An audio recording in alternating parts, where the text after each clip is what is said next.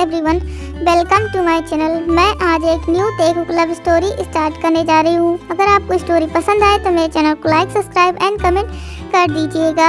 यह एक Telugu love story होने वाला है। Let start the story. Story के स्टार्टिंग में हम हमारी फीमेल लेट ते को देखते हैं, जो कि बहुत बुरी तरीके से कुछ लोगों को मार रही होती है और ते से वो फाइट करने की कोशिश कर रहे होते हैं, लेकिन ते के बॉडीगार्ड भी उन सबसे बहुत बुरी तरीके से फाइट करे। कुछ ही देर में ते उन सबको धूल चटा देती है और ते के हाथों में गन होता है, दोनों हाथों में। ते उन सबके ऊपर गन तानते हुए बोलती है, अब बताओगे ये तुम्हारे साथ तुम्हें मुझे मारने के लिए किसने भेजा था? ये सुन करके वो लोग बोलते हैं कि प्लीज़ माफिया क्वीन मुझे माफ़ कर दीजिए, ये इसमें हमारी कोई गलती नहीं है, ये हमारे बॉस का ऑर्डर था। अगर हम ऐसा नहीं करते तो वो हमें मार देते। ये सुन करके ते बोलती है, लेकिन तुमने क्या सोचा था कि मैं तुम लोगों को जिंदा छोड़ दूंगी? ये सुन करके वो लोग अपने घुटनों पर आ जाते हैं और वो ते से गिड़गिड़ाते हुए बोलते हैं, प्लीज़ मुझे माफ़ कर दीजिए, प्लीज़ हमें बख्श दीजिए। अगर हम मर गए तो हमारी फैमिली का क्या होगा? ये सुन करके ते बोलती है, तो तुम अपनी फैमिली के बारे में खुद सोचो, मैंने तुम्हारी फैमिली का बारे में सोचने का ठेका नहीं ले रखा है। ऐसा बोलते हुए ते उन सबको अपने बॉडीगार्ड की तरफ देखती है और वो बोलती है कि इन्हें पनिश करके लेकिन मारना मत छोड़ देना। ये सुन करके वो लोग ते की तरफ देखते हैं, क्योंकि फर्स्ट टाइम था जब ते ने किसी के ऊपर रहम दिखाया था और ते वहाँ से निकल चुकी होती है। ते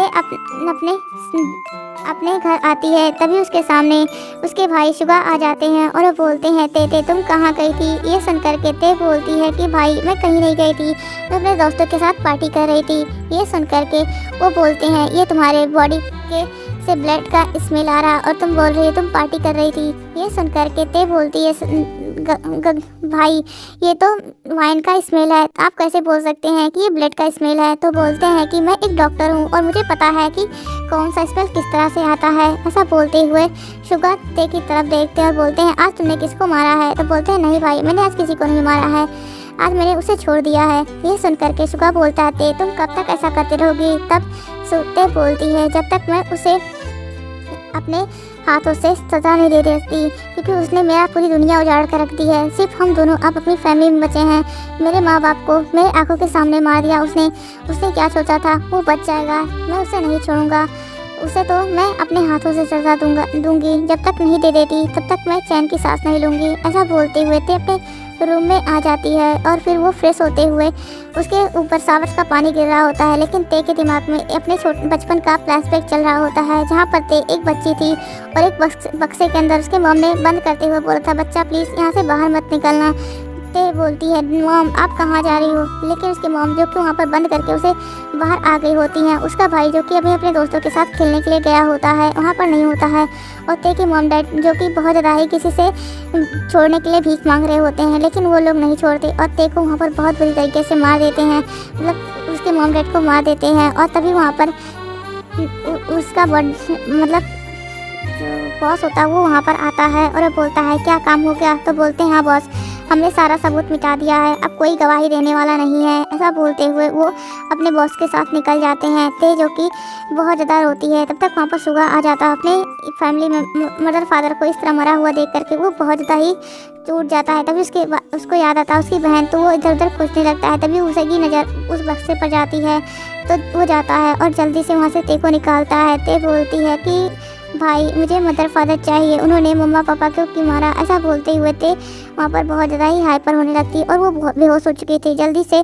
शुगा जो कि 10 साल का होता है और वो अपनी बहन को उठाता है किसी तरीके से, उसे लेकर के हॉस्पिटल आता है। डॉक्टर चेक करते हैं और वो बोलते हैं, बच्चे पहले फीस जमा कर दो। ये सुन करके तो शुगा सोचने लगता है उसके पास पैसे नहीं होते। तभी शुगा अपने गले से एक गोल्ड का चैन होता है वो निकालता है और वो बोलता है कि प्लीज़ ये ले लो और मेरी बहन का इलाज कर दो। ये सुन करके वो डॉक्टर शुगा की तरफ देखने लगता है, जिसके बाद शुगा बोलता है, प्लीज़ डॉक्टर मेरी मदद कर दो। जिसके बाद वो डॉक्टर भी कुछ नहीं बोलता और वो शुगा का वो माला नहीं लेता और बोलता, बच्चे मैं आज तो तुम्हारी मदद कर देता हूँ, लेकिन अपने आप को संभालो। ऐसा बोलते हुए वहाँ से वो डॉक्टर चले गए होते हैं और डॉक्टर ने ते का फ्री में इलाज किया था। जिसके बाद तो थोड़ी देर बाद देखो यार ते ठीक हो चुकी थी और उसके बाद सुगा और ते दोनों घर आ जाते हैं। उसके बाद सुगा ने अपने मॉम डैड का फ्यूनरल किया था और अपनी पूरी मतलब प्रॉपर्टी को बेच करके वो दोनों भाई बहन यहाँ से दूर चले गए होते हैं। और ते ये सब कुछ याद करते हुए बहुत ज़्यादा गुस्सा हो रही होती है और वो अपना खींच करके मतलब एक पंच उस शीशे पर मारती है और वो आईना तुरंत ही टूट करके नीचे गिर जाता है। और ये शोर सुगा तक आता है। सुगा बोलता है कि ते तुम कब सुधरोगी बच्चा, मुझे पता है तुम्हारे अंदर बहुत ज़्यादा गुस्सा है और तुम जब तक उसे मार नहीं देती तब तक तुम चैन की सांस नहीं लोगी, लेकिन मैं तुम्हें इस तरह नहीं देख पा रहा हूँ बच्चा, प्लीज़ सुधर जाओ। ऐसा बोलते हुए सुगा जो कि डिनर टेबल सेट कर रहा होता है, थोड़ी देर में वहाँ पास ते आ जाती है। ते अपने भाई की तरफ देखती है और बोलती, भाई कब तक आप अकेले रहोगे, कोई गर्लफ्रेंड बना लो।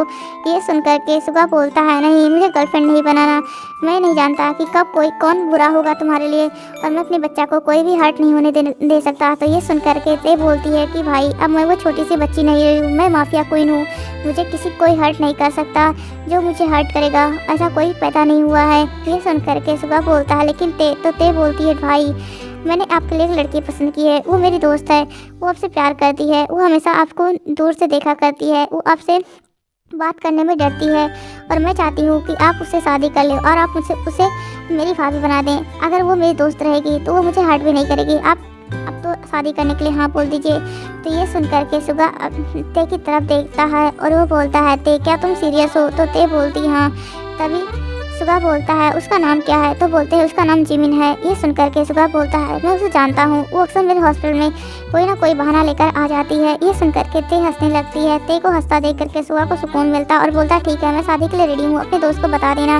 ये सुनकर के ते अपना फ़ोन निकालती है और वो बोलती है, तुमने सुना ना भाई ने क्या कहा? ये सुनकर के सुगा बोलता है, ते तुम क्या कर रही थी? तो ते बोलती है, क्या कर रही थी? बस मैं उसे सुना रही थी। ये सुनकर के सुगा बोलता है, तुम पागल हो। ऐसा बोलते हुए सुगा पूरा खाना ते को खिला देता है। उसके बाद ते बोलती है, ठीक है भाई आप भी रेस्ट कर लीजिए, मैं भी रेस्ट कर लेती हूँ। ऐसा बोलते हुए ते अपने रूम में ते अपने पास से एक फ़ोटो निकालती है, उसमें उसके मॉम डैड का फ़ोटो होता है और साथ ही साथ एक बच्चे का और फ़ोटो होता है।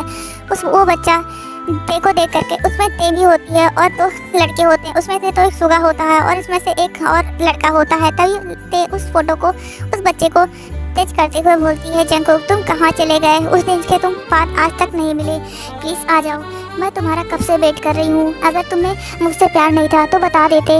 ऐसा बोलते हुए जंकुक का वो फ़ोटो देखती है और बोलती है, ते देखो कितनी बड़ी हो चुकी है, लेकिन अभी भी वो तुम्हारा वेट कर रही है, तुम्हारी लिटिल ते। ऐसा बोलते हुए ते उस फोटो को साइड में रख देती है और फिर वो उस फोटो को देखते देखते ही ऐसे सो जाती है। सुबह होती है और ते फ्रेश होती है। फ्रेश होने के बाद वो अपनी कंपनी आ जाती है, जहाँ पर वो अपने एम्प्लॉयज़ के ऊपर चिल्ला रही होती है। तभी वहाँ पर एक इनोसेंट सा लड़का आ जाता है। ते उसे देखते ही वो उसके पास जाती है और वो बोलती है कि तुम यहाँ पर क्या कर रहे हो जंकुक? ये सुन करके तो जंकुक शॉक हो जाता है और वो बोलता है कि तुम कौन हो और मुझे कैसे जानती हो? ये सुन करके ते बोलती है, ते मैं तुम्हारी ते हूँ, तुमने मुझे पहचाना नहीं। ये सुन करके तो जंकुक शॉक हो जाता है और वो बोलता है, तुम मेरी ते नहीं हो सकती। तो बोलते हैं जंकुक, मैं तुम्हारी ते हूँ, तुम मुझे कैसे भूल सकते हो? मैंने तुम्हें तुरंत ही पहचान लिया, लेकिन तुम मुझे क्यों नहीं पहचाने? ये सुन करके जंकुक ते को हक कर लेता है और बोलता है, सच में तुम मेरी ते हो ना? तो बोलते हैं, हाँ मैं तुम्हारी ते हूँ। ऐसा बोलते हुए दोनों ही हक कर लेते हैं। सारे एम्प्लॉयज़ ये शौक होते हैं कि उनके मैम को क्या हुआ, एक अजनबी को इस तरह हक कर रहे हैं। तभी जंकुक ते से दूर होता है, बोलता है, सच में तुम मेरी ते हो ना? तो बोलते हैं, चलो मैं दिखाती हूँ। ऐसा बोलते हुए जंकुक ते का हाथ पकड़ती है, उसे अपने कैबिन में लेकर आती है, जहाँ पर एक फ़ोटो लगा होता है बड़ा सा। उसमें वही फैमिली फ़ोटो होता है जिसमें जो उसके घर पर था। ते देखते देखते सो गई थी। जंकुक उस फोटो को देखता है और वो फिर ते की तरफ देखता है और वो ते को हक कर लेता है, बोलता है, मैं तुम्हें बहुत ज़्यादा मिस किया, तुम मुझे छोड़ करके कैसे चली गई थी ते? ये सुन करके ते बोलती है, जंकुक मैं तुम्हें छोड़ करके नहीं गई थी, मैंने भी तुम्हें बहुत ज़्यादा मिस किया। ऐसा बोलते हुए ते बोलती है कि मैं तुम्हें आज भाई से मिलाऊंगी, भाई तुमसे मिल करके बहुत ज़्यादा खुश होंगे, वो भी तुम्हें बहुत ज़्यादा मिस करते हैं।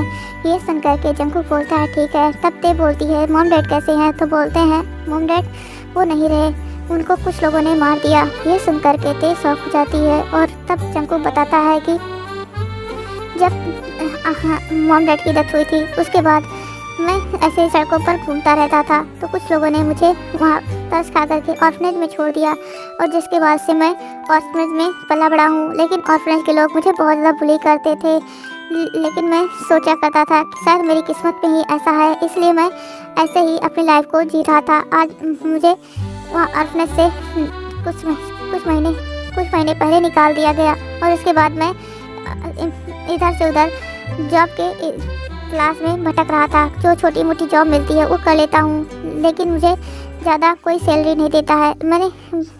लेकिन मैं तुमसे मिलकर बहुत ज़्यादा खुश हूँ। मैं तो यहाँ पर इंटरव्यू देने के लिए आया था। मुझे इसके बारे में कुछ लोगों ने बताया था।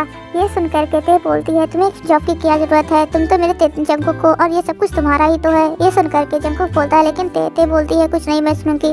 अगर ये तुम्हारा सब कुछ होता और मैं तुम्हारी जैसा होती तो क्या तुम मुझे एक्सेप्ट नहीं करते। ये सुनकर के जंकुक बोलता है, तुम मेरी लाइफ हो, मैं तुम्हें एक्सेप्ट क्यों नहीं करता। जिसके बाद ते बोलती है, अब मैं तुम्हारी कोई बात नहीं सुनूंगी, अब सीधे तुम मेरे घर चलो। ऐसा बोलते हुए ते जंकुक का हाथ पकड़ती और खींचते उसे घर आ जाती है, जहाँ पर जिमिन और सुगा पहले से बैठे होते हैं।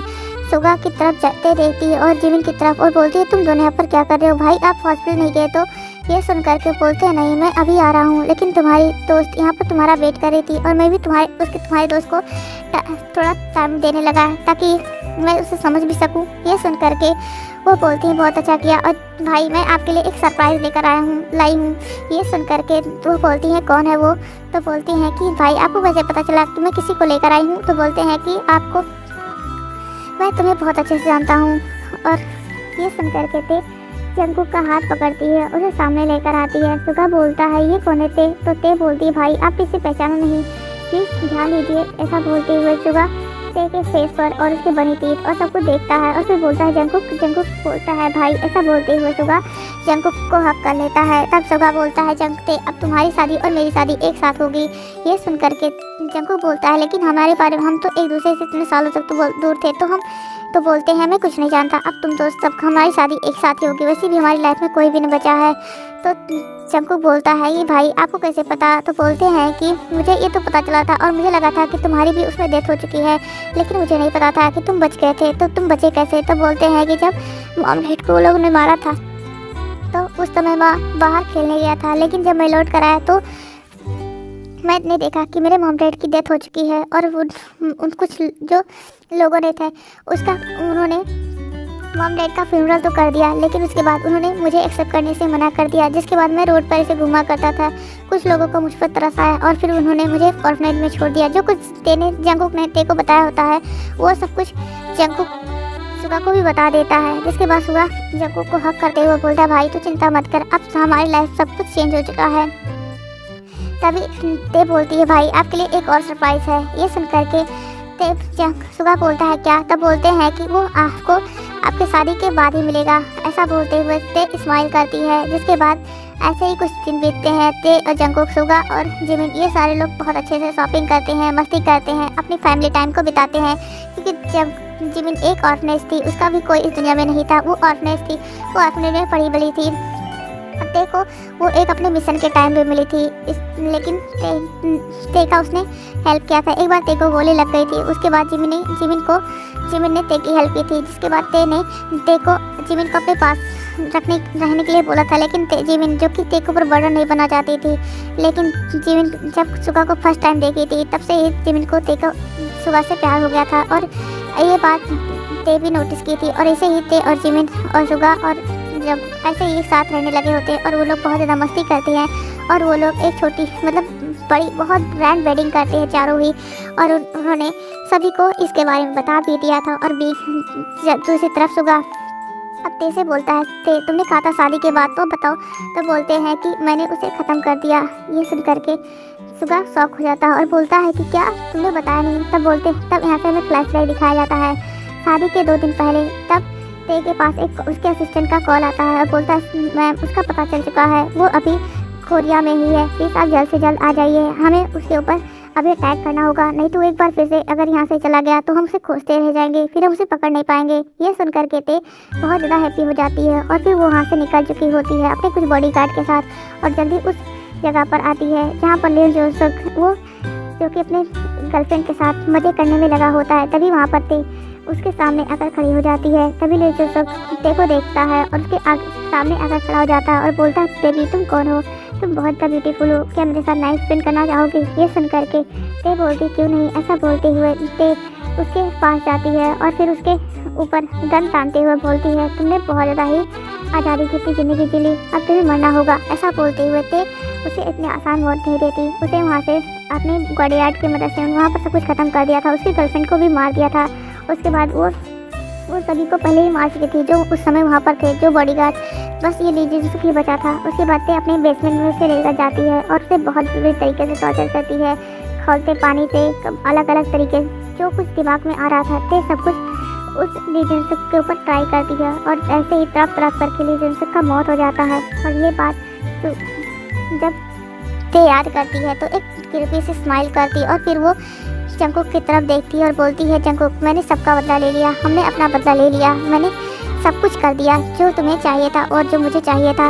ये सुनकर के सुगा बोलता है कि अब तो बता दो उसका नाम क्या था। ये सुनकर के सुगा की तरफ ते देखती है और बोलती उसका नाम ली जियोंसुक था। ये सुनकर के सुगा तो शौक हो जाता है और वो बोलता है ये तो बहुत बड़ा बिजनेसमैन है ना। तो बोलते हाँ होगा अपने घर पर बिजनेसमैन, मैं माफिया क्वीन हूँ। ये सुनकर के जंगकुक बोलता हाँ मेरी माफिया क्वीन। जिसके बाद वो लोग अपने अपने रूम में होते हैं ते जो कि बेड पर बैठी होती है। जंगकुक उसके पास आता है और उसके पास बैठते हुए बोलता है ते क्या हुआ। ते बोलती कुछ नहीं जंगकुक, मैं तुम्हारे लिए थोड़ा सोच रही हूँ कि हमारी लाइफ कितनी जल्दी सब कुछ चेंज हो गया। ये सुन करके जंगकुक बोलता है क्या तुम्हें रिग्रेट हो रहा है। तो बोलते हैं लाइफ में मैं ते हूँ, कभी रिग्रेट नहीं करती, जो करती हूँ एक बार सोचती हूँ, दोबारा नहीं सोचने की मोहताज नहीं होती। ये सुन करके जंगकुक ते को आगे बढ़ करके किस करने के लिए बढ़ता है तो ते भी उसकी किस करने के लिए आगे बढ़ती है और उन दोनों का किस एक दूसरे से अपोजिट होता है। मतलब ते का किस वांगचू के ते के जंगकुक के चिक्स पर होता है और दूसरी तरफ ते का जंगकुक का भी ते के चिक्स पर होता है। ये देख करके दोनों ही हंसने लगते हैं। जिसके बाद फिर से वो दोनों बढ़ते हैं और उसके बाद अब की उनका किस प्रॉपर होता है और वो दोनों एक दूसरे को डीप पैशनेट किस करते हैं और धीरे धीरे ते जो कि बेड पर लेटती जा रही होती है और जंगकुक उसके ऊपर आता जा रहा होता है। ऐसे ही ते नीचे होती है और जंगकुक उसके ऊपर होता है और उसके वो जो उसने गाउन पहना होता है उसे निकाल चुका होता है और धीरे धीरे ते के साथ जंगकुक इंटीमेट होना शुरू कर दिया होता है। दूसरी तरफ हम सुगा और जिमिन का सीन देखते हैं। जिमिन जो कि बेड पर बैठी होती है, तभी वहाँ पर सुगा आता है और वो जिमिन की तरफ देखता और वो बोलता है तुम बहुत ज़्यादा ब्यूटीफुल लग रही हो। ये सुन करके जिमिन बोलती आप भी बहुत ज़्यादा हैंडसम लग रहे हो। जिसके बाद सुगा जिमिन से पूछता है मैं आई। तो ये सुन करके वो बोलती हाँ। जिसके बाद सुगा और जिमिन का भी रोमांस शुरू हो जाता। ऐसे ही ते जिमिन सुगा अपने लाइफ पार्टनर के साथ बहुत ज़्यादा खुश थे और ते अपने हस्बैंड जंगकुक के साथ इतनी ज़्यादा खुश थी कि तो माफिया वर्क को भी छोड़ना चाहती थी। और जंगकुक ने कहा जो तुम्हारी लाइफ में तुम्हें खुश देती है तुम वो कर सकती हो, मुझे कोई प्रॉब्लम नहीं है। तुम माफिया वर्क करना चाहती हो तो कर सकती हो, तुम बिजनेस संभालना चाहती हो तो संभाल सकती हो। ये सुन करके तो ते बहुत खुश हुई थी और जिसके बाद ते ने अपना माफिया बिजनेस नहीं छोड़ा था क्योंकि वो इसकी मदद से दूसरों की हेल्प कर पाती थी और साथ ही साथ उसका बिजनेस तो था ही वो जंगकुक संभालने के लिए। ऐसे ही जंगकुक और ते अपनी लाइफ में खुश थे। दूसरी तरफ जिमिन भी ते के साथ ही काम करती थी लेकिन वो उसके बिजनेस में काम करती ना कि उसके माफिया वर्क में काम करती थी। और सुगा तो एक बहुत बड़ा डॉक्टर था। ऐसे ही सभी लोग अपने लाइफ पार्टनर के साथ सोचते। एक साथ ये स्टोरी खत्म होती है। अगर आपको पसंद आएगी तो मेरे चैनल को लाइक सब्सक्राइब एंड कमेंट कर दीजिएगा। Thanks for watching this story.